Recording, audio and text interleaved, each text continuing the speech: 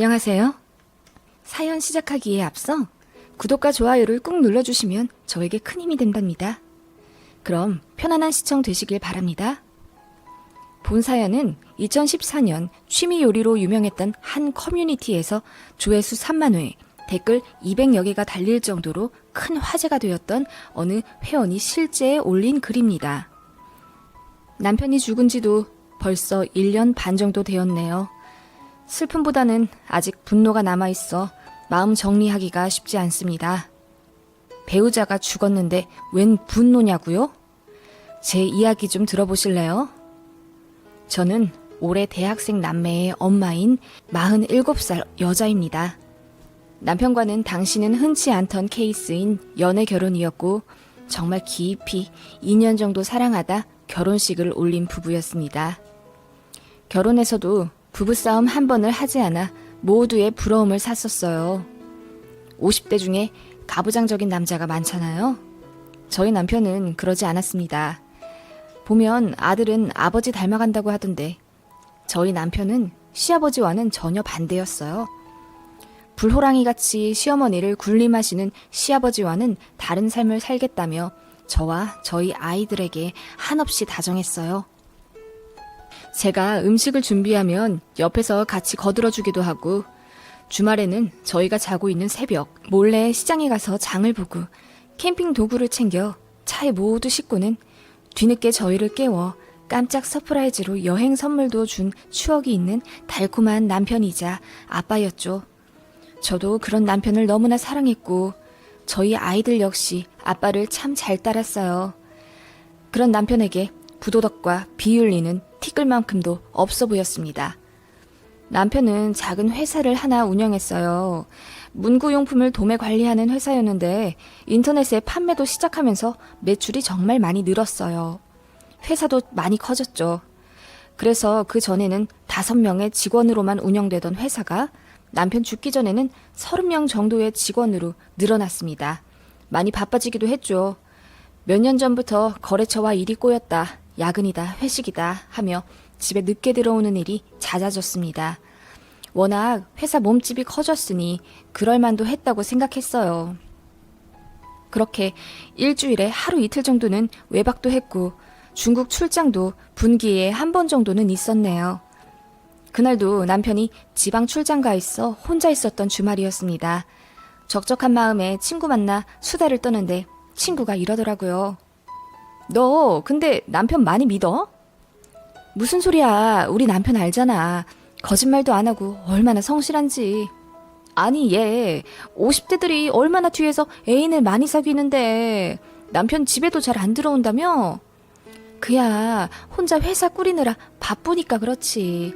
난 다른 사람은 몰라도 우리 남편은 믿어. 혹시 몰라 얘. 우리 동창 중에 지희 알지?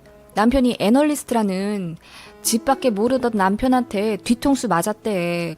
회사 여직원이랑 불륜하다가 걸렸다고 하더라. 그 사람이 같은 아파트라 출퇴근 전에 1시간씩 만난 거래. 걸리지도 않고 글쎄 2년을 그러고 있었다더라. 어머 세상에. 그래도 우리 남편은 아니야 얘. 바람이라고는 생각도 않았지만 친구 말을 들어보니 괜스레 요 며칠 남편의 수상한 행적이 내심 마음에 걸리기 시작했어요. 어느 날 남편이 밤 11시쯤 퇴근하고 집에 들어와 씻고 있는데 어디서 낯선 벨소리가 들렸죠. 남편이 벗어놓은 자켓 안주머니에서 나오는 소리였어요. 저희 남편은 기본 벨소리로만 해놓는데 그 벨소리는 센스 있는 팝송의 도입부였죠. 뒤져보니 처음 보는 핸드폰이었어요. 이게 뭔가 하고 보고 있는데 남편이 샤워하다 말고 급하게 나와선 직원 핸드폰이야. 카풀을 했는데 두고 갔더라고. 보면 기분 나빠할 수도 있으니 그냥 꺼서 주머니에 넣어줄래? 하더라고요.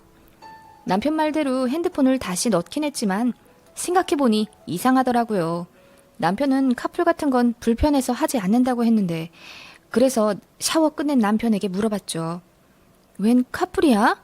집 근처에 누가 살아? 응. 얼마 전에 새로 직원을 뽑았어. 전에 회계 맡던 직원이 세금으로 돈 사고를 크게 쳐서 자르고 새 직원이 왔어. 그런데 차가 없다고 하더라고. 여기 버스 타기도 애매하잖아. 마침 가는 길이라서 내가 태워다 주고 있었어. 아, 그래? 여자야, 남자야? 몇 살?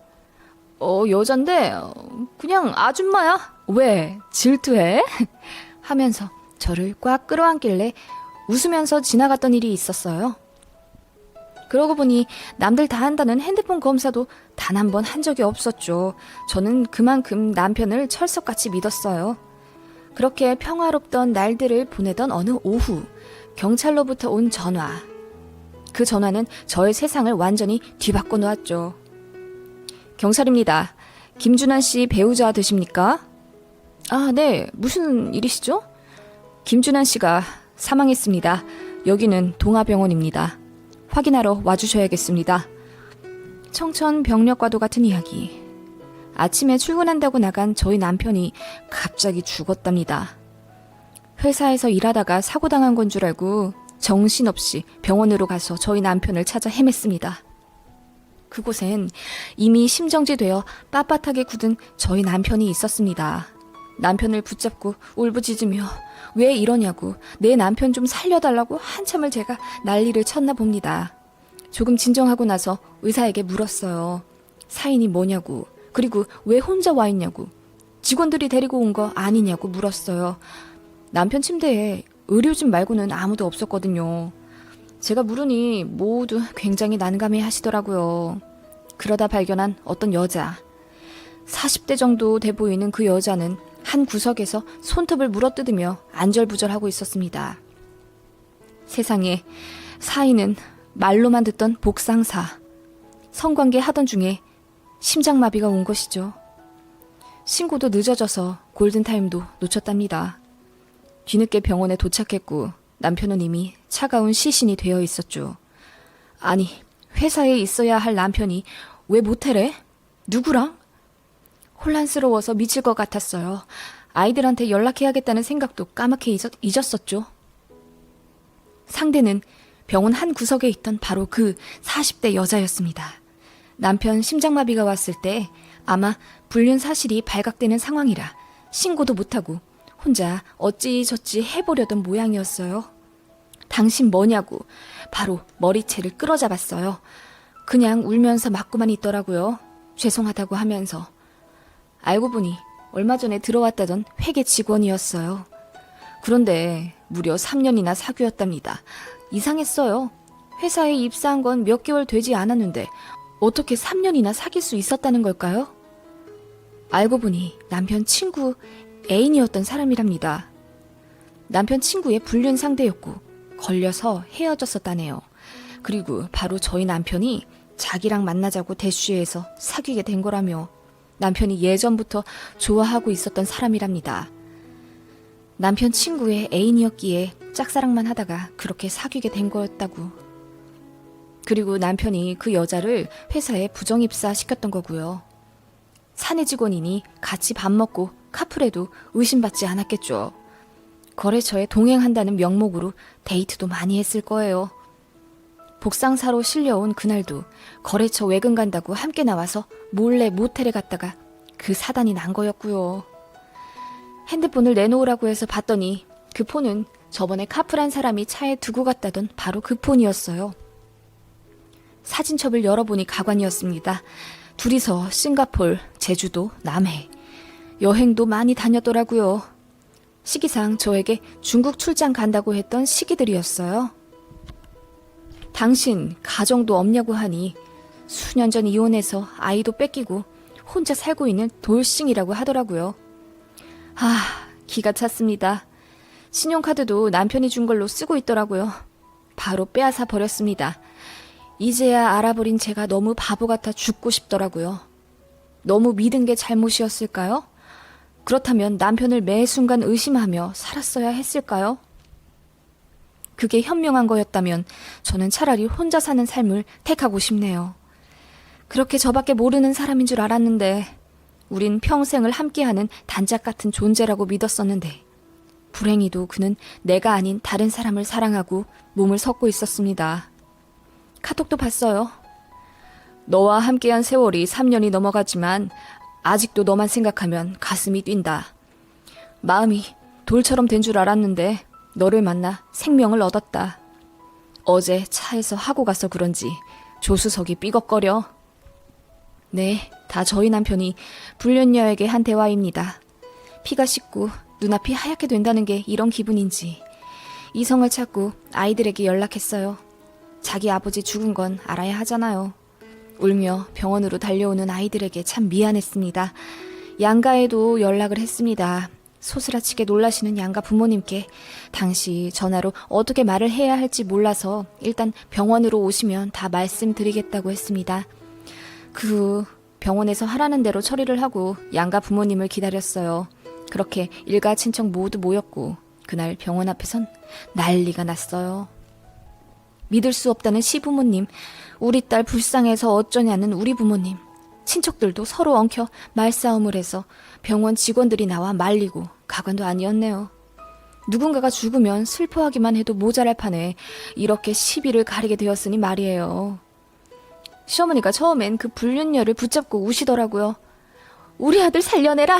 우리 아들 살려내! 네가 빨리 병원에만 데려왔어도! 그러시다가 벼랑간 화살을 저로 돌리시더니 네가 집에서 매일 퍼져만 있으니 우리 아들이 딴 데 눈을 돌리지. 너 때문이다. 따지고 보면 다 너 때문이야. 우리 아들이 바람만 피지 않았어도 이렇게 죽진 않았을 텐데. 그 와중에 정말 황당하고 이 상황에서도 시짜짓을 하는 게 어이가 없어서 실소가 나왔습니다. 그 와중에 제 동생이 장례식장 접수한다고 동분서주 하다가 저에게 왔습니다. 누나, 이제 장례식장 잡아야 할 것 같아. 잠깐 와봐. 말을 가로채듯 제 앞에 나서신 시어머니.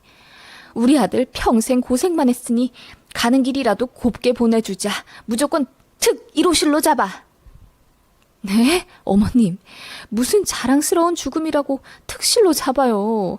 장례도 치르기 싫어요, 어머님. 뭐야? 인연이 지 남편 가는 길도 막네. 지가 모자라 바람 피우게 했으면서 너는 잘한 거 있는 줄 알아? 어머님, 제발 그만하세요. 그럼 사람들한테 뭐라고 하실 거예요? 뭘 뭐라고 해? 과로사했다고 해야지. 과로사요? 3년 넘게 불륜한 상대랑 모텔에서 그 짓 하다가 복상사 한 사람을 과로사요? 어이가 없어서 눈에 눈물이 그렁그렁한 채 웃고 말았습니다. 그러자 시어머니가 제 머리채를 끌어주시며 소리소리를 지르시더라고요. 무조건 특실해. 우리 아들 잘못 없다. 그렇게 어머님이 원하시던 특실은 자리가 없어서 못 잡았고 일반 실로 잡았다는 게 코미디네요.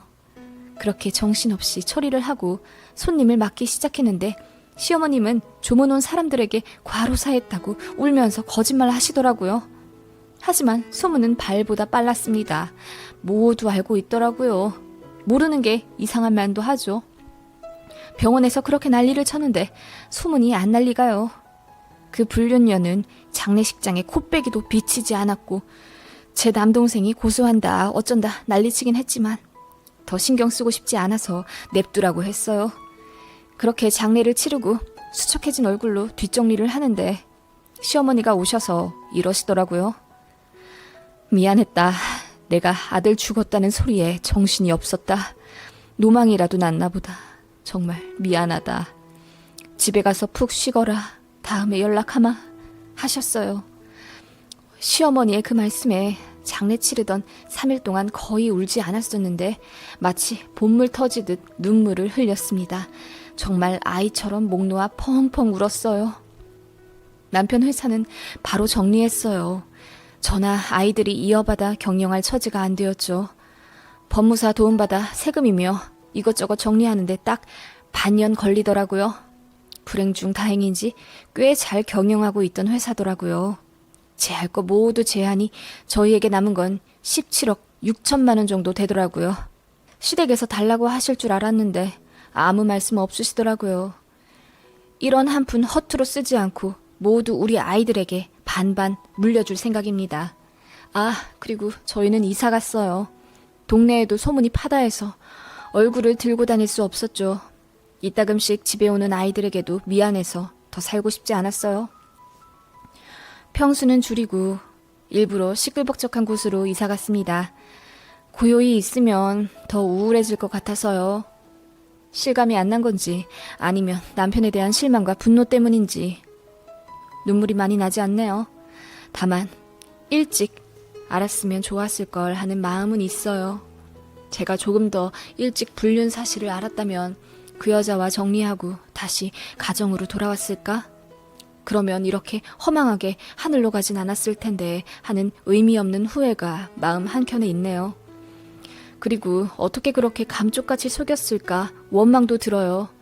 아니면 제가 너무 바보같이 아무것도 몰랐던 걸까? 제가 정말 매력이 없어 남편에게 긴장감을 주지 않았나? 자괴감도 들고요. 어쨌든 저와 아이들에게 최선을 다한 사람이었고 많은 시간 동안 소중한 추억을 주었던 사람이기에 명복을 빌어야겠죠. 아, 이 글을 올리고 나면 파장이 엄청 나겠네요. 여러분, 저는 괜찮아요. 그러니 걱정 마세요. 그리고 저처럼 장례식장에서 남편 만나기 전에 미리 핸드폰 검사 자주들 하세요. 농담 반, 진담 반입니다. 오늘도 이야기를 들어주셔서 감사합니다. 또 재미있는 이야기 많이 올려드릴게요. 제 이야기가 재미있으셨다면 다른 분들과 공유하셔서 즐거움을 나누세요. 구독, 좋아요, 알림 설정 꼭 부탁드려요. 그럼 오늘도 좋은 하루 되세요.